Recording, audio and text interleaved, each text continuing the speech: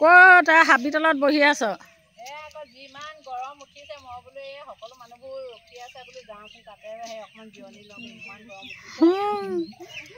অঁ ভাল হৈছে দেই এইডোখৰ এয়াৰ কণ্ডিশ্যন একদম ঠাণ্ডাটো গৰম সঁচাকৈ ভাল হৈছে জেগাডোখৰ দেই। আগতে আকৌ এইডোখৰত ভয় কৰে বোলে ভূত থাকে ভূত খেলে।